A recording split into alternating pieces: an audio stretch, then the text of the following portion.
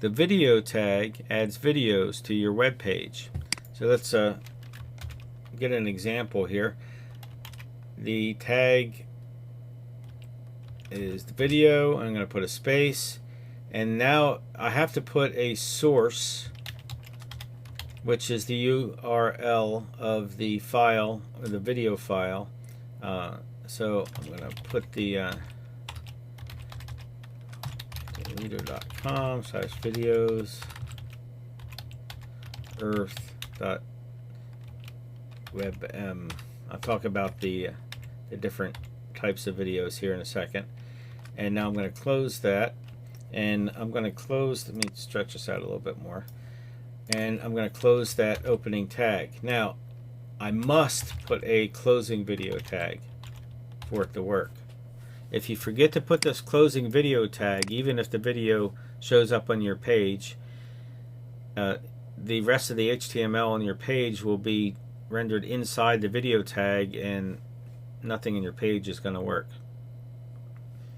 So when I render this, this is what I see. Now this is a video of the Earth, but you can't see it because it's so big. So what I'm going to do is I'm going to bring this closing part of the opening tag down, so I can have inside, I can type some attributes inside the opening tag. So don't forget that you still need that greater than sign to close the opening tag. And the first attribute was the source, and I already typed that in. Now I'm going to add a width attribute, and I think I'll set this to 600. It automatically knows it's pixels. You can put quotation marks around that if you want to, but it really doesn't matter. So when I render this, there's the Earth. Now in the video, the Earth is spinning. Of course, you don't see it spinning here because the video hasn't started playing. There's two ways we can get this video to play. Just like in the audio tag, we can put the autoplay attribute, and when we render it, we get this really cool spinning Earth. This video is from NASA, by the way. This is really pictures of the Earth that were taken in a time lapse by NASA, and you can go onto nasa.gov and download any of the videos and images that they have there and use them on your website without having to worry about paying them for it, because it's a government website. Okay, now if you notice, the Earth just stopped. That's because it got to the end of the video file. So we can add another attribute. Now we don't have to do this on the same line. We can do it on a separate line just to make it easier to read. So another attribute would be the loop. Now, just like in the audio tag, you have a loop. This does the same thing. So when I render it, now it'll keep on going on and on in a what they call an indefinite loop. So in other words, it goes on forever. Now notice that when I put the mouse cursor over top of the video, it doesn't do anything. Now I can right click, or the user can right click and save it from there. But the better way to do it, if you want to have the user have control over the video. Now this video doesn't have sound, but if it did, the sound would be playing now.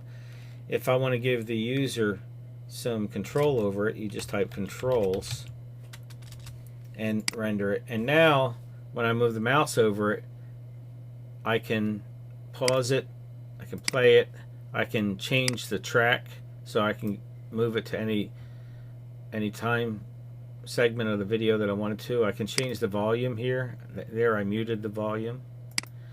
I can change the volume level, and then over here if you click on that, it makes it full screen. Now let me go back up here and talk about this width property again. I can distort the video by also putting the height. So I can put the width and the height of it, but you can see that the frame of the video isn't exactly framed into the dimensions of the video. So if you leave the height out, the web page will automatically adjust the aspect ratio based on what the height should be, depending on what the width is. So it gives it it changes the height to a percentage of the width. Or you can just put the height here like this and then render it. Now it's a little bit too big.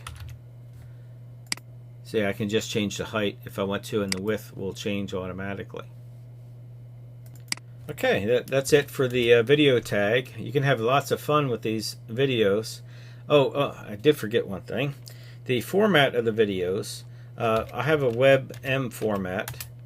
You can also have an MP4 format file name for a video.